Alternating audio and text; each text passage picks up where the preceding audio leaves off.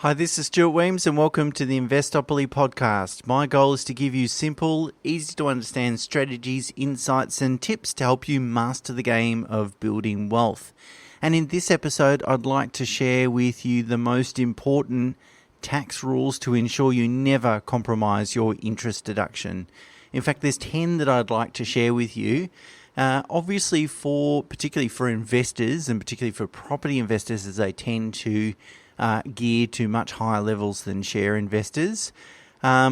Typically for them, the largest tax deduction you have over the life of your investments really is interest. And it's very important that you're able to have the right documentation, structure and so forth to demonstrate to the ATO why you have claimed certain deductions. And if you're not able to do that to a very high standard, the ATO will simply just deny the deduction, and you will then have to pay any shortfall in tax. You'll have to pay for interest and penalties. So therefore, it's really important to make sure that you comply with all the rules. And whilst that's not a difficult thing to do, if you don't understand them well enough, you can inadvertently sometimes put your deductions at risk. And so here's the 10 most important rules that I think that apply to structuring investment loans. And as I said, making sure that your interest deduction is legitimate. There is actually a full chapter in my latest book, Rules of the Lending Game, about tax and implications and those sorts of things. So if you need more information, certainly that's where you can find it, of course, as a shameless book plug. Okay, so the first rule is that you only get one chance to set the maximum tax-deductible loan. So that is how much you borrow when you initially first purchase an investment property or investment, could be shares. That is the maximum tax-deductible loan. You can't go back later on and increase the loan again. So for example, let's say you purchase a property for $800,000 and the total cost of that acquisition is $845,000, $45,000 for stamp duty and so forth. If you have $300,000 of cash, then you really only need to borrow $545,000. So 845 less 300 grand, 545. Pretty simple. Now you can go and do that, but then maybe down the track you think, oops, I shouldn't have put so much cash into that property. I now need to buy a new car, renovate my home, do something that is non-deductible in nature. You can't go back to the bank and increase the loan to say 800 or 845 in fact, and pull your $300,000 out again. And the reason for that is it's the purpose for which those new funds are used that will determine whether they're going to be deductible or not. And so if you use those funds, as I said, to renovate your home or do something like that, it's not going to be tax deductible. So therefore, when you first acquire an asset, and even if that asset is in fact initially a home, an owner-occupied home, not an investment property, so irrespective of that, when you first acquire any asset, think very, very carefully about how much cash you really want to contribute to it, because you might inadvertently deny yourself some tax flexibility and future deductions down the track. The second rule is that loan applicants may not have any tax consequences. So that is, who is party to the loan doesn't necessarily determine who is entitled to the tax deduction. From the ATO's perspective, particularly with marital couples or spouses, de facto spouses, the main determining factors in regards to who is entitled to a deduction for interest is firstly who owns the asset. So if we have a loan that's in joint names that was used to purchase an asset that's only owned by one of the spouses, then that's going to be the most compelling data or factor that the ATO will look at. And then two, who's been making the repayments? So if my wife and I jointly go and borrow $1 million, and then I go and buy an $1 million investment property that's only in my name, and I make all the loan repayments that come out of an account that's solely in my name, then there's a strong nexus there that I am entitled to 100% of the tax deduction. And the way that the ATO, from a legal perspective, looks at it, it's really a partnership. We've borrowed jointly. My wife has on-lent her 50% to me, and therefore I claim the tax deduction. Of course, it's preferable, and I've got a tax ruling, by the way, that I've cited in the show notes and on the blog on the website. Of course, it's preferable and cleaner to some degree if you can match the names on the title of the property or the owner of the investment, if it's not a property, and match those names and the names on the debt to eliminate any doubt. However, some lenders' policies and procedures and processes can make that difficult and sometimes costly and sometimes impossible.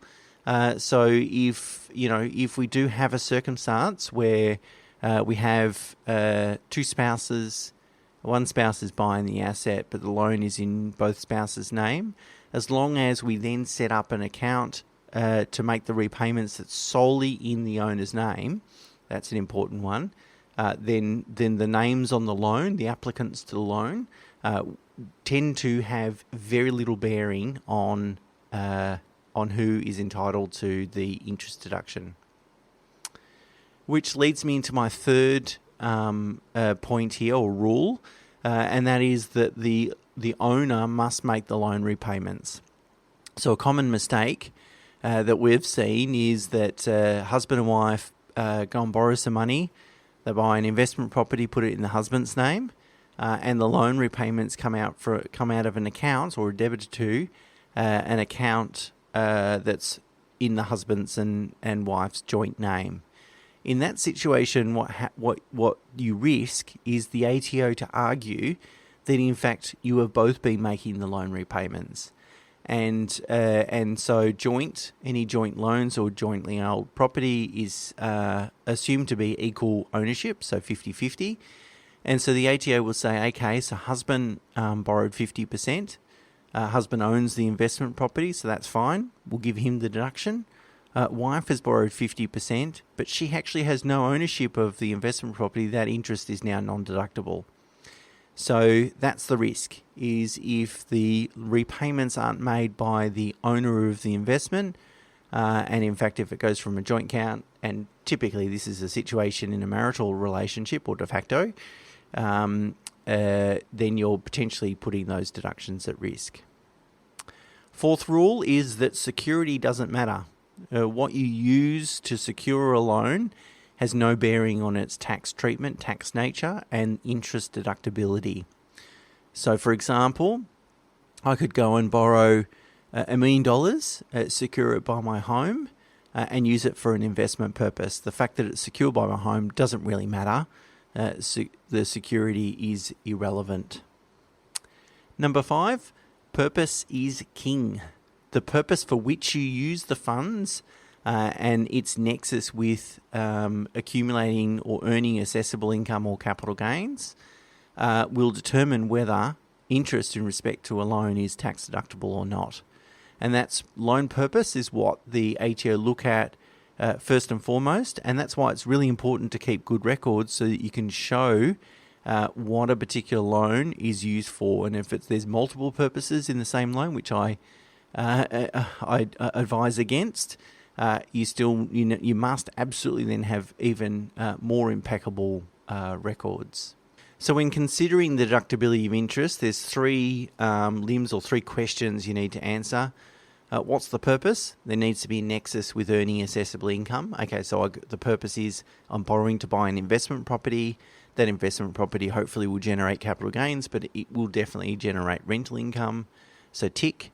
The next question is who owns that asset? Okay, so husband owns it, tick. Who's been making the repayments? Husband has been making the repayments, tick. It doesn't then matter, or it will have almost zero, or likely to have zero impact of who are the loan applicants and what security are you using to secure that loan. Quite often we get asked, well, can I borrow against an investment property, increase that loan and then repay my home loan as a way of sort of converting tax-deductible debt? So I often get asked that question, and clearly the answer is no, because it's the purpose for which you use those funds that determine whether it's going to be deductible or not. So if I go and borrow or take money out of an investment loan and use it to repay a home loan, the purpose is to repay a home loan, therefore that's a non-deductible purpose. Number 6, don't mix loan purposes. So it's a good segue. There's lots of reasons not to mix loan purposes. So mixing loan purposes could be using the same loan for 2 or 3 different properties, to fund 2 or 3 different properties. Or a common one would be using part of a loan to invest in property and part of a loan to invest in shares. And worse still, mixing purposes would be to redraw your home loan to make an investment. So therefore you then have some of the loan is deductible and some of the loan is not. The predominant reason for not mixing purposes is really record keeping, to make sure you have an absolute nexus, a connection with the asset and the debt, to make sure you can prove it beyond doubt that that is an investment loan. That's the key reason. Another reason is that should you want to repay a portion of a loan, you cannot do that if it's the same loan. So let's say that you've got say for example, a home loan that's $150,000, and you've drawn or redrawn $50,000 for investment, so your total loan's $200,000, and you sell the investment and you want to repay that investment loan, or you get a bonus, in fact, and you want to make a repayment. The ATO says that you have to apportion those repayments proportionately across the entire loan. So then you can't then, when you mix purposes, just repay one purpose and not the other. So you have to then split those loans out and then make the repayment. Just don't mix purposes. It's much cleaner. Number 7, redraw. Be careful using it, and that is to say either use it on purpose or don't use it at all. The thing is that redraw is counted as a completely separate and new loan by the ATO, and therefore it is the purpose for which those funds, those redrawn funds, are used for that will determine whether it's deductible or not. So let me give you a quick example. I've got a $300,000 investment loan. I receive a $20,000 bonus at work. I know I'm going to spend that bonus on a holiday in 6 or 12 months' time. But in the meantime, just to save some interest, I'm going to park that $20,000 into the investment loan. So I'm going to make a repayment of $20,000 and reduce the investment loan's balance from $300,000 to $280,000. And then in 6 to 12 months, when it's time to pay for the holiday, I'm going to take that money out again of that loan. Happy days. Well, at least I thought it was happy days, but in fact now what the ATO is going to say is you've got 2 loans. You've got the original one, which was $300,000, but you have subsequently paid it down to $280,000. That is still tax deductible. But then you've got a new loan, the redraw amount, $20,000, and because you use that to pay for a holiday, and for most people, holidays aren't tax deductible, you've now got a non-deductible portion of your loan. So be very, very, very careful using redraw, and that is to say, almost never use it. Which is a good segue into rule number 8, which is it's much better to offset debt than repay it. As I said, the problem with repaying a loan is that you change the original nature or balance of the debt. Once a loan is repaid, it's gone forever. If you go and redraw that loan, as I just talked about, it's treated as a completely new loan. So therefore, in order to preserve the original tax-deductible loan balance, the best thing is to never make any repayments. But of course, we either want to notionally reduce debt through our life, or we have surplus cash flow and we want to offset and reduce debt. So the best way to do that is attach an offset account. And so using that example that I just shared with you, $300,000 $20 bonus, $20,000 bonus, if I had an offset account linked to the investment loan, I could put the $20,000 in there. It would save me interest until I needed the money. I could then pull the money out and use it for a non-deductible purpose, a holiday. But the benefit is that I never change the original tax nature of the debt, that any debt then is still deductible. And I typically counsel my clients, there are a few exceptions to this, but I typically counsel my clients to never ever repay debt. I mean, you never just say, you just don't know what's around the corner. So you're better off to have all your loans completely offset with cash than repay the debt and they're gone, they're gone at all completely. Just preserve that original tax deductible debt. Number 9, borrowing expenses are tax deductible, and it's really important to track them. So any costs that are under $100 can be claimed in the year in which you incurred them. Any costs over $100, which can include settlement fees, setup fees, establishment fees, valuation fees if you pay for them, those sorts of costs, they're deductible over the mortgage term or 5 years, whichever is shorter. And typically mortgages are 20 to 30 years, so normally it's over a 5-year period.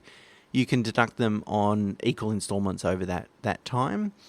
Mortgage insurance is a really important one. If people go and buy an investment property, pay for lender's mortgage insurance, they can deduct that fee, claim a tax deduction for that fee over 5 years, which is good from a cash flow perspective because quite often mortgage insurance is actually added to the loan. So you get a tax deduction, but you haven't actually paid necessarily for the cash flow cost of that expense. One really important point is that if you go and refinance the loan before you've claimed all the expenses, so let's say I paid $10,000 in mortgage insurance, I'm claiming $2,000 a year over 5 years. 2 years into the loan agreement, I refinance. So I've only claimed 2 times $2,000, $4,000 of the cost. There's still $6,000 yet to claim. Once I refinance to a new loan, I can claim that full $6,000. And so that's a really important thing. That's why I say it's important to track because you've got a depreciable asset there and you can write that full expense off in the year that you refinance. But if you don't remember or your accountant doesn't pick it up, you potentially miss out on a pretty sizable tax deduction. And the last rule is keep a really good paper trail and keep notes. What is clear to you today won't be clear to you, or probably, particularly if you've got a memory like mine, won't be clear to you in 2 years, 5 years, and particularly 10 years' time. So when you're setting up loans, when you're drawing loans, when you're making repayments, when you're doing all those sorts of things, keep really clear notes, make sure it's really clean, so that if you ever get asked, particularly by the ATO, you could substantiate your deductions very clearly. Remember, the onus is on you, the taxpayer, in order to be able to prove why a deduction is valid. The ATO doesn't have to prove that it is in an invalid deduction. It just means if you can't prove that it's valid, they'll deny it, right? So that you've got a heavy burden of proof on you as the taxpayer in order to do that. And keeping clear notes, particularly around refinances, I find that that's when that can cause confusion. Particularly if you're consolidating loans, changing loans, increasing loan amounts, drawing loans for deposits for properties, these sorts of things, that can confuse the situation a little bit. So there's 2 reasons you'd visit an accountant. The obvious one is so that they can prepare your tax return. But the second reason is that they can give you tax advice, and they need to make sure that you are complying with these rules, that you understand these rules, and you don't inadvertently take some actions that are going to impair your ability to maximize your tax deductions or minimize your tax payable. Now, that's not always possible. I mean, they need to learn about something before you learn about a potential mistake before you make it, of course. But shopping around for the cheapest tax return doesn't always yield the best result for people. It's about getting great advice as well. Now, just as a quick disclaimer, of course, the 10 rules that I just discussed, just like with all things tax, there's always exceptions, there's always circumstances that need to be taken into account, and there's always exceptions that prove the rule, of course. So whilst I've provided sort of a generic summary I haven't obviously considered your personal circumstances, so please just don't go and take those rules as verbatim that apply in every single circumstance. We need to consider the situation, and you need to get your own personal tax advice. That's it for me this week. Until next week, bye for now.